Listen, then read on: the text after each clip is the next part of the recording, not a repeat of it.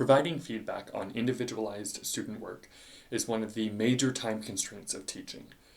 While AI is not going to solve every issue, it does offer opportunities to get some of that time back. I can see how the tool I'm going to show you today could be useful in an English classroom when you're providing feedback maybe on rough drafts of essays. For me, as a high school debate teacher, I'll use the example of how I could take a student's debate case, upload it to the AI engine of my choice, and then get unique viewpoints that the student otherwise may not have received. The great thing about this is that if you mirror this for students and how they could use it, you could actually teach them to do this on their own and maybe part of a larger project before turning in a final draft to you. So for the sake of example, let's look at a case that I pieced together previously on a topic a few years ago, which was in matters of foreign policy, the United States ought to value universal human rights over economic interests.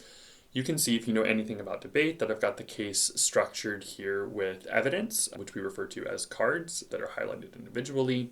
So I would take that case and I would move over to the chat engine of my choice, and I've already done this so that it would save some time, but I uploaded that case and gave the prompt, I want to simulate a debate for my students. They're competing in LD debate. I gave it the topic, how would you attack this case? So showing you how you could take an individual case, essay, whatever it might be outside of the debate classroom, you could upload that and offer them feedback.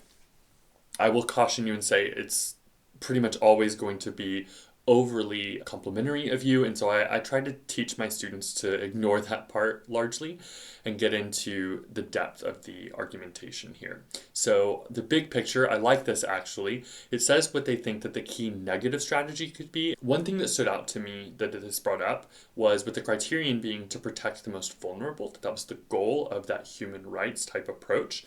It mentions that economic collapse could actually create that vulnerability, which is known as a link turn.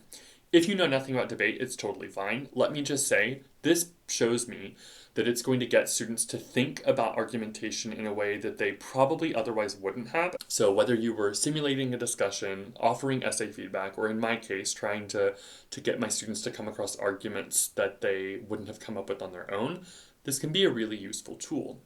As I move down, I see arguments throughout that case. Then I ask, could you outline that case into a spreadsheet?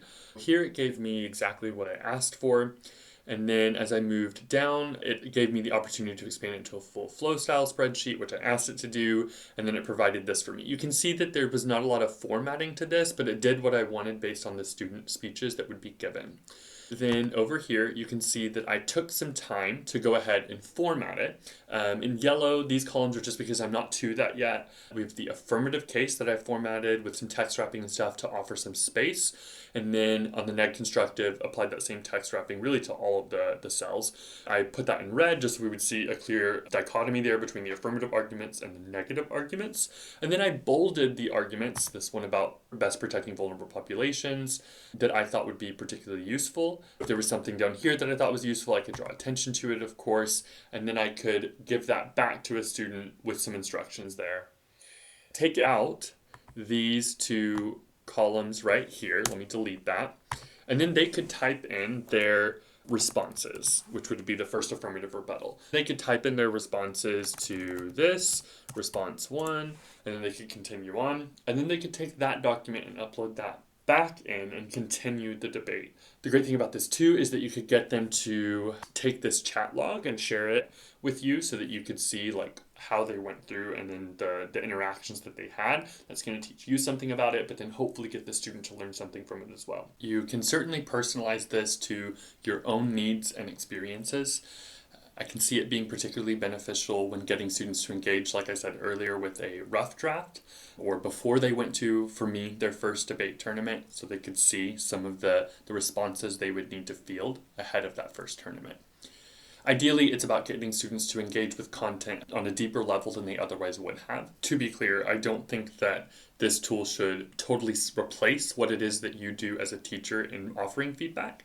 I think it should be one step of that feedback process to get the student to the final result.